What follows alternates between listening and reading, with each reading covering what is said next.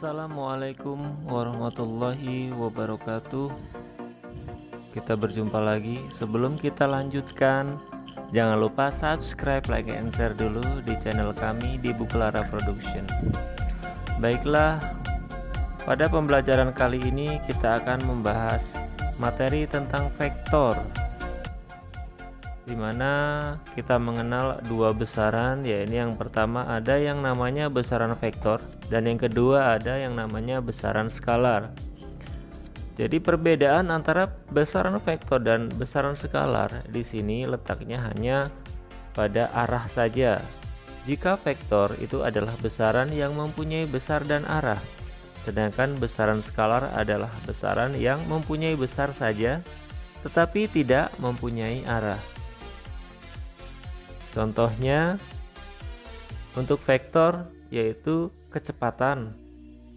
Ini kecepatan karena ada perpindahan ya, makanya di kecepatan ini memiliki arah.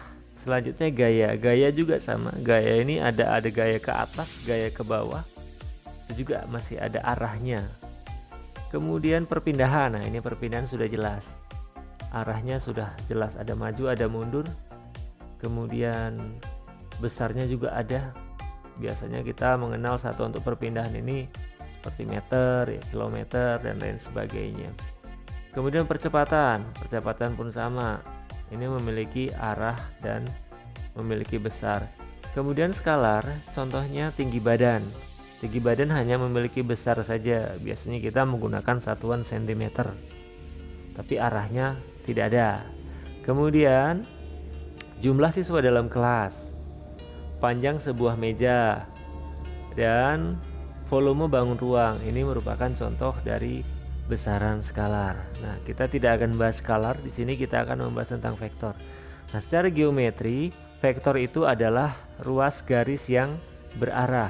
Nah, ini contohnya.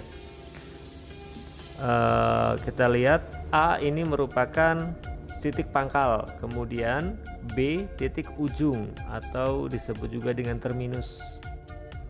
Nah, titik pangkal ini titik tangkap ya. Nah, ini A ke B kita notasikan menjadi vektor U.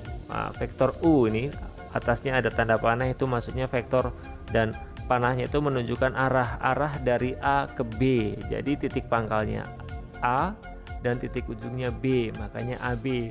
Jikalau nanti titik pangkalnya B kemudian ujungnya A, maka vektornya disebut vektor BA.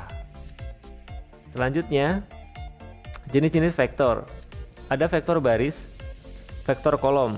Nah, ini masih berhubungan dengan pelajaran sebelumnya mengenai matriks. Ada matriks baris dan matriks kolom, ini hampir sama dengan matriks ya.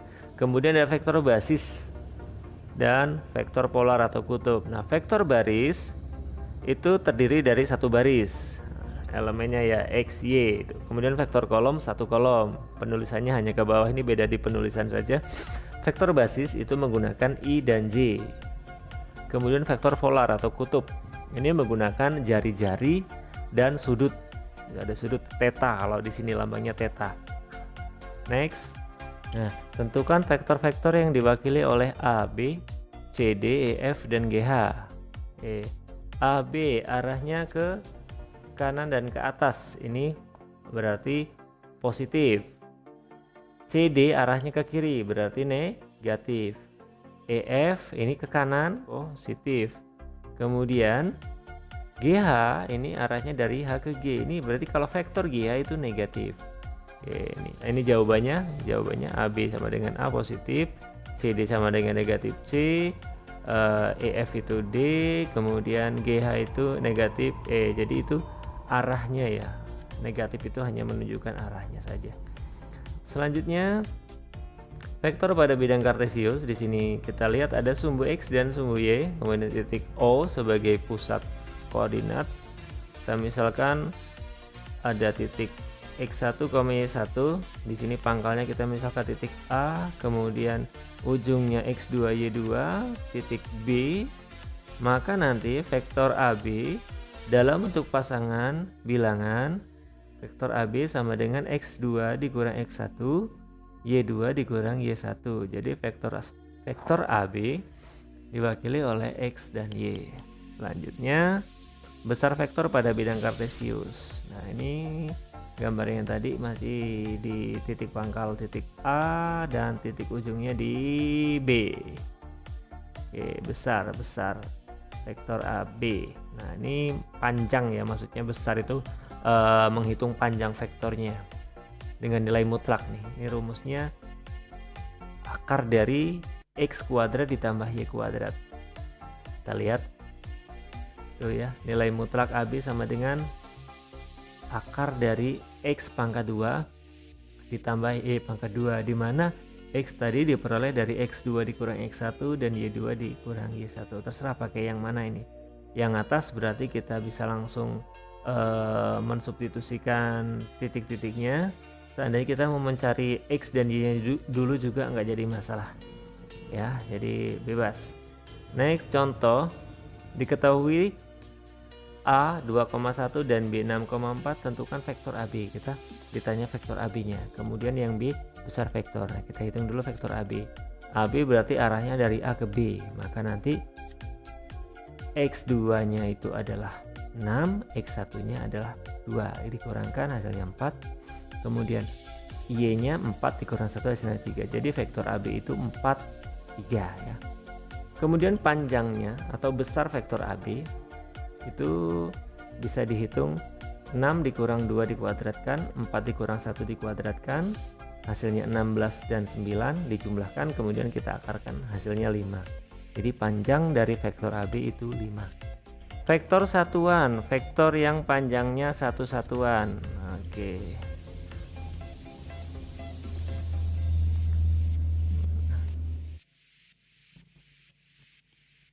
Oke, contoh, tentukanlah vektor satuan dari A. Sumbu X, sumbu Y, titik pusat O. Jadi arah ke kanan itu I yang sejajar sumbu E, kemudian arah ke atas itu sejajar sumbu Y itu J. Nanti dipasangkan saja. Ke kanan 3, maka nanti 3I. Ke atas 4, maka jadi 4J, itu vektornya. Jadi vektor A itu 3I tambah 4J. Sekarang kita akan menghitung vektor satuannya. Kita hitung dulu panjang A-nya. Panjang A-nya itu diperoleh dari 3 kuadrat ditambah 4 kuadrat. Hasilnya 9 tambah 16, 25. Jadi panjang A-nya 5. Sehingga vektor satuannya untuk vektor satuan A 1/5 dikali 3I ditambah 4J, atau sama dengan 3/5I tambah 4/5J. Terima kasih, mungkin itu saja yang bisa disampaikan. Assalamualaikum warahmatullahi wabarakatuh.